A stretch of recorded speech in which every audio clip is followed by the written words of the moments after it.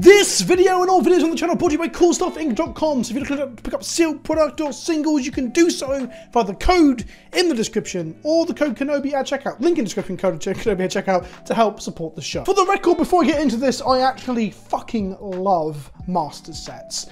I have grown to love them more and more over time because when I get to draft them on Magic the Gathering Online, they have, for the most part, been fantastic. And I love drafting them at GPs as well, or with friends. It's a premium cost, it's a high cost. It's like a box of fine cigars. Hell, getting hold of... I don't like cigars or smoking, by the way. It's just how I've always explained it. Getting hold of an old Masters product to draft with your local scene as well is just... Sometimes it's like... It's like champagne. It's like caviar. All of these things are incredibly pretentious and not that great for their cost. I guess that's telling. They've got incredible things you can open, an incredible run of fresh and new art in the more recent ones. Box toppers was a whole exciting thing for Ultimate Masters, and the limit environments are gas. I love them wholly, except for the price point. Going off Amazon's prices right now, you can get 3 draft boosters for £30 on Amazon.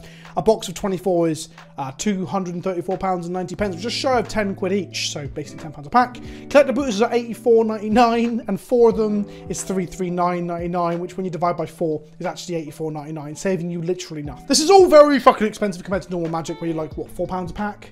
Collector boosters are like 20, 25. I've always found that collector boosters are perfectly reasonable if there's an entry point, right?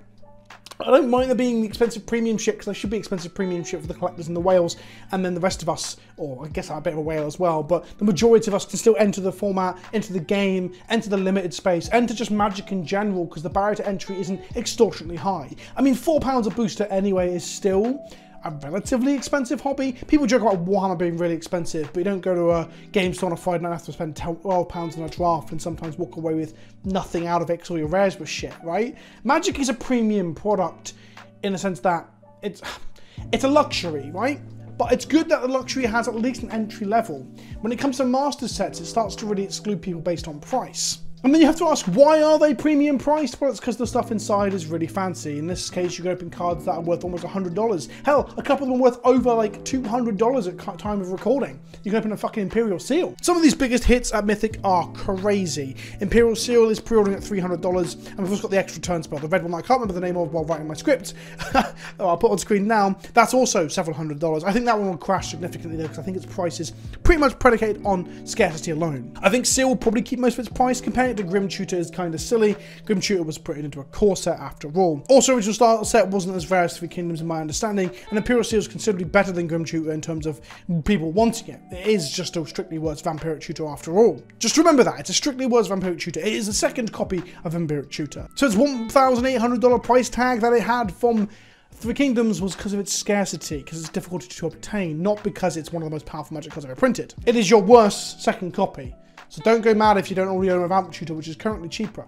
So I do believe it's going to hold more of its value than Grim Tutor did, as it's better, and it's being printed in a shorter supply premium product instead of a core set. I also think that going from next to none floating around to some number is a big thing. And I mean that.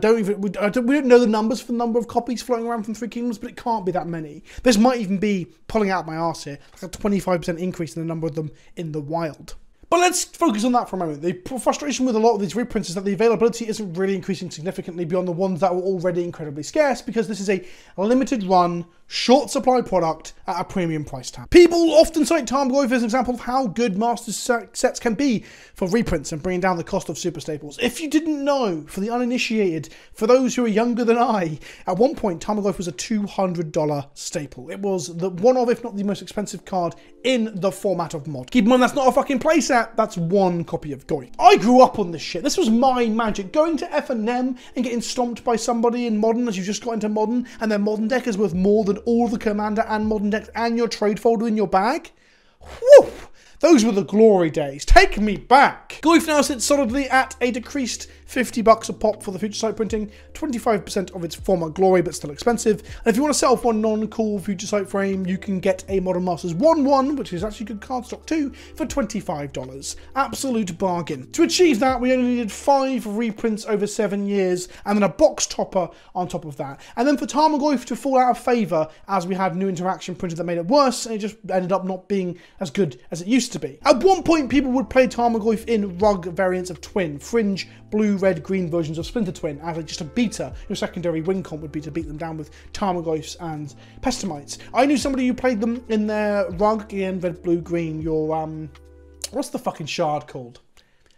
Ketria, I want to say? I don't even know. But your red, blue, green Scapeshift decks would play Tarmogoyfs as a beta. But then we had Fatal Push, and now we've got Unholy Heat. Basically, outside of decks that play Thoughtseize alongside it, which is your best way to facilitate a big Goyf early on, Goyf has fallen really out of favour. It is almost arguably a fringe threat now, when it was the premium de facto best go-to big body in the format at one point or another. So boomers are still playing it in Jund, but it has decreased significantly from its $200 price tag to just over around, what, 11 to 15% of its previous cost.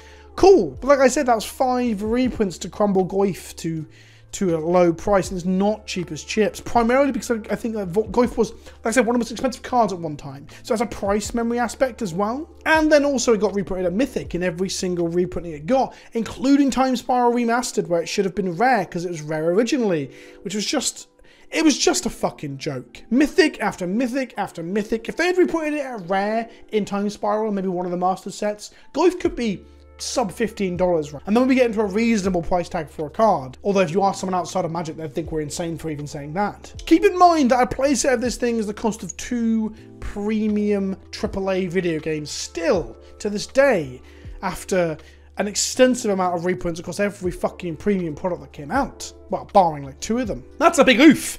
Let's talk about a rare reprint of another Super Staple. Let's talk about Fetchlands for a second. Something that I campaigned for. I begged Wizards to reprint in a meaningful way. And I still believe to this day they didn't reprint it in the meaningful way that I wanted. I will say that reprinting it in Modern Horizons was better than just doing the Ultimate Box Topper Special Edition Secret Lair bullshit.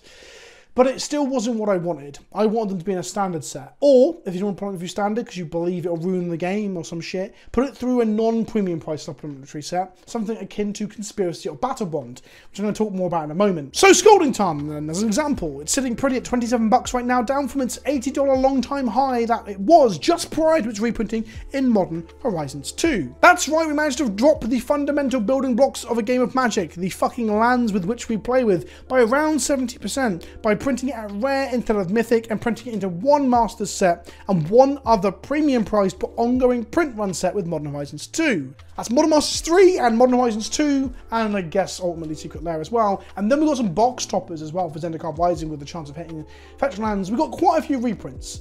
None of them into a standard price set, which was the bit that bugged me, but beyond that, it's not the worst reprint. I still believe that the Fetchlands should have been reprinted into normal priced products to bring them down further than they are right now, because I believe the lands with which we play with should be cheaper than the other staples, because then you've got ways to pivot and different decks to play. It opens up the game to you more than, say, a Tarmogoyf does right now, where you can only play it in Jund. And like I've been insinuating, Scalding Tarn sees around 10 times more play. That's a number I pulled out of the air, but it's going to be true, maybe even more than Goyf. 10 times more play than Goyf across Modern, Legacy, and of course the Fetchlands are desirable and playable and very powerful in Commander too. It was never the meaningful reprint that I wanted, but it was a better reprint than a lot of the other staples I've got. So maybe, just maybe, they're treating lands the way I want them to, where they're trying to make them more readily available than, say, Force of Negation. And on the topic of Force of Negation, yes, it's got a reprint in Double Masters 2, which is great to see. It only got a time-shifted version in Modern Horizons 2, which bugged me to no end, because this was a staple that they knew was going to be really fucking good. You can tell it's going to be good. You can just read the fucking text, you know this is going to be a super staple. Interestingly, Double Masters 2 doesn't have any reprints from Modern Horizons 2 because they're just too close together. Although my argument is, as they introduce more and more product every year, they should then find more spaces to reprint the more and more new cards that we get every year, which is a number that is growing. I don't want to use the word exponentially, but it's close if you look at the numbers that like Cube April is putting up on Twitter when they've done the deep dive on Scrife. I think as more and more of this shit is coming out in supplementary products, they need to be quicker to reprint it, and that means sometimes taking a punt on putting these into closer sets. For example, putting Force of Negation into Double Masters, into Modern Horizons 2 as a normal card.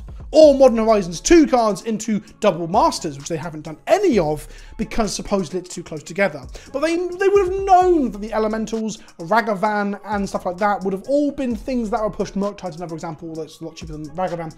All things that were pushed to be constructive playable. Sometimes they're going to punt that, they're going to reprint the wrong things, but I'd rather they sometimes reprint the wrong things than still waiting 2 years to reprint some of this shit. And that's just the idea of putting this stuff into Double Masters or Modern Horizons 2.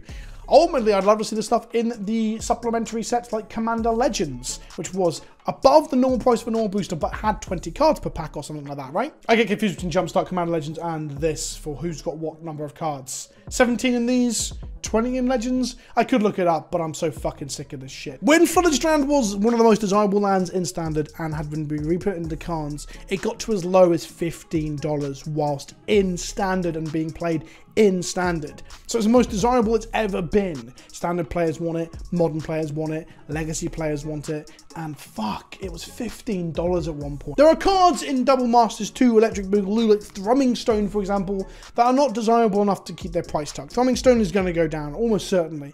But the majority of the things that are like staples across multiple formats and have a huge amount of demand for them, the Emrakuls and the Sensory Divining Tops, those things might have a momentary blip, but they're not going to go down dramatically, and they may even climb if demand is increased by people just wanting to clamber to buy them, thinking it's gone down, you know? It's sort of almost like a psychological effect on the community as people are like, oh, I guess it's time to pick up a Sensory Divining Top. It's not going to be printed anytime soon. And that's because the set is short in supply. People are saying you need to get your boxes now because they're going to dry up and disappear. The set is out in a week's time from recording this. I have procured nothing for the channel. I'm not getting sent any by Wizards. They're not doing any promo to send out to start staff, that was a fucking Freudian slip, to creators to advertise it because they know it's just going to sell completely and dry up anyway, and there's limited stock, so fair enough in that regard. I might still pick some up because I do like cracking packs. It's part of the job, but it's a benefit. It's a fucking privilege that I get to do for this channel. But it still sits ill with me how fucking expensive this is and how much it seems to absorb and cannibalize all the reprints from elsewhere. Commander Legends 2 Electric Boogaloo was not even really like Commander Legends. It kind of didn't live up to the mantle and the excitement of the Commander Legends name. It felt like, in some ways, I don't believe this is true, but it felt like the second D&D set was labelled as Commander Legends to ensure that it sold more.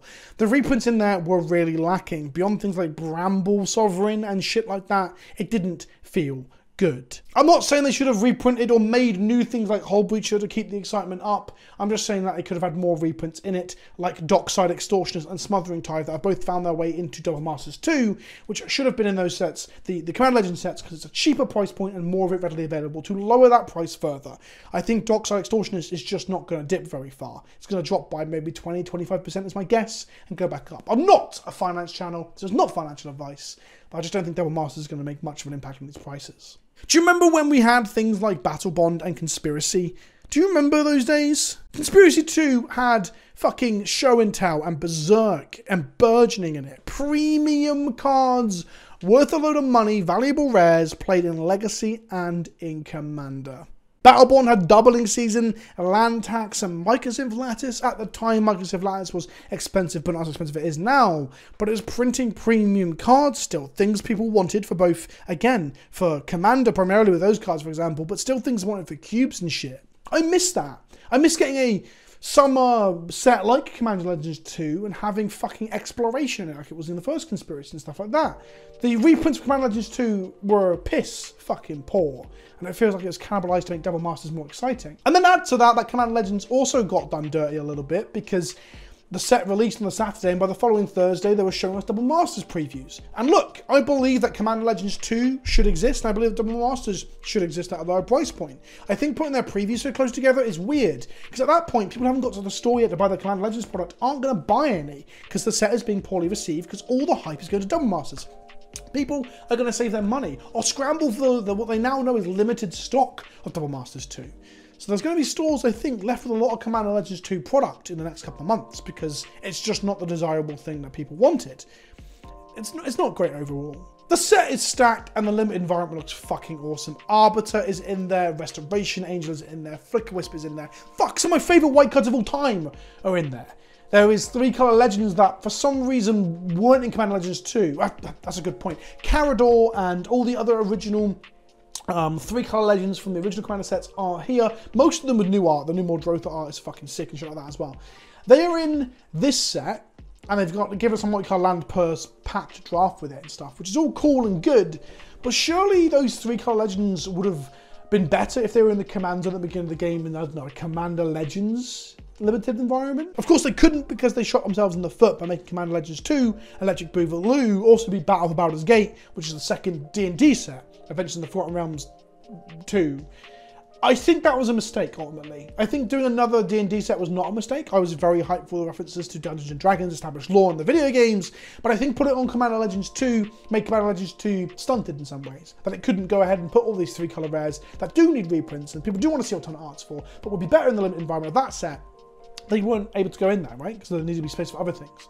I think just these two sets in quick succession has felt very muddled in terms of what they want to do. I'm still excited. I'm going to be playing Commander Legends box sealed. I haven't played the limited environment yet because I didn't get that in my store.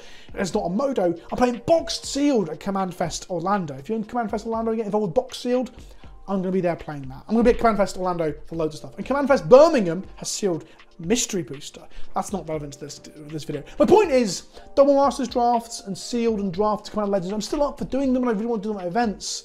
But I can't help but feel the hype for Command Legends was just absolutely murdered by Double Masters.